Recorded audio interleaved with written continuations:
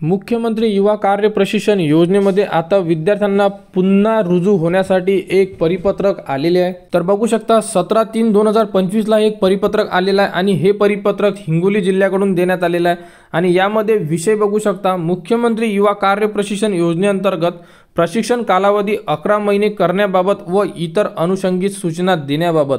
म्हणजे जो या अगोदर सरकारने GR दिलेला आहे आणि यामध्ये 5 महिन्याची मुदत वाढ दिलेली आहे। तर ज्या विद्यार्थ्यांनी प्रशिक्षण घेतलेलं आहे त्या विद्यार्थ्यांना परत 5 महिने हे प्रशिक्षण द्यायचं आहे, त्यासाठी हे परिपत्रक काढण्यात आलेलं आहे आणि त्या विद्यार्थ्यांना आता जॉईन करून घेणार आहे परत। तर त्यांच्यासाठी हे परिपत्रक आहे। तर नेमकं यामध्ये कधीपर्यंत जॉईन करण्यात येणार आहे याबद्दलची संपूर्ण अपडेट या पत्रामध्ये दिलेली आहे, ती अपडेट आपण या व्हिडिओमध्ये बघणार आहे। तर बघू शकता महोदय नंतर काय दिले आहे, तर उपरोक्त संदर्भीय विषयांवय सादर करण्यात येते की संदर्भ 1 अन्वये राज्यातील युवकांना त्यांच्या शिक्षणानंतर प्रत्यक्ष कामाचे प्रशिक्षण देऊन त्यांची नोकरी मिळण्याची क्षमता वाढवण्यासाठी सुरू करण्यात आलेली मुख्यमंत्री युवा कार्य प्रशिक्षण योजनेअंतर्गत कार्य प्रशिक्षणाचा कालावधी 11 महिने करण्यात संदर्भ क्रमांक 2 अन्वये मान्यता देण्यात आली आहे। तर या योजनेअंतर्गत प्रशिक्षण पूर्ण केलेल्या उमेदवारांना संबंधित आस्थापनेत पुन्हा रुजू झाल्याच्या दिनांकापासून 5 महिन्यांच्या कालावधीचे प्रशिक्षण अनुज्ञेय असेल। म्हणजे विद्यार्थ्यांनी लक्षात असू द्या, तुम्ही जेव्हा जॉईन करणार तिथून 5 महिने तुम्हाला हे प्रशिक्षण पुन्हा देण्यात येणार आहे। तर त्या अनुषंगाने मुख्यमंत्री युवा कार्य प्रशिक्षण योजनेअंतर्गत पुढील 5 महिन्यांकरिता नियुक्ती देताना खालील बाबींची नोंद घ्यावी।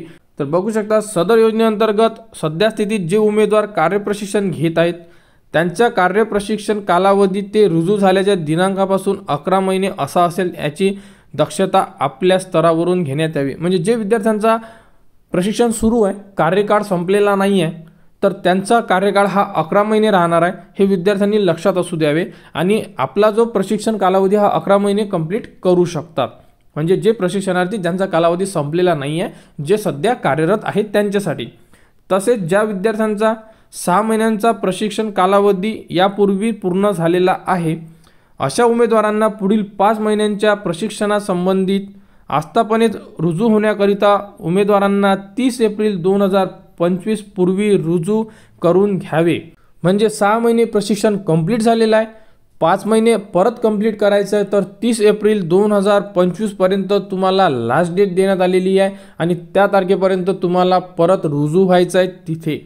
अशाबद्दल यामध्ये संपूर्ण अपडेट दिलेले आहे आणि तुमचे प्रशिक्षण कंप्लीट झाल्यानंतर बघू शकता सर्टिफिकेट ऑफ इनकॉर्पोरेशन।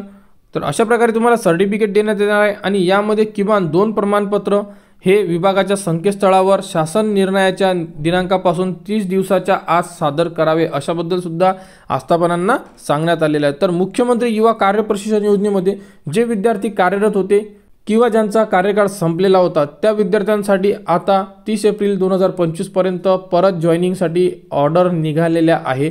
तर तुम्ही जॉईन करू शकता। जॉईन केल्याच्या दिनांकापासून 5 महिने तुम्ही तुमचं प्रशिक्षण कंप्लीट करू शकता आणि जे ऑलरेडी सध्या काम करत आहे म्हणजे प्रशिक्षण घेत आहे ते जॉईन झाल्यापासून पूर्ण 11 महिने प्रशिक्षण घेऊ शकतात। तर मुख्यमंत्री युवा कार्य प्रशिक्षण योजनेमध्ये ही एक इम्पॉर्टंट अपडेट होती।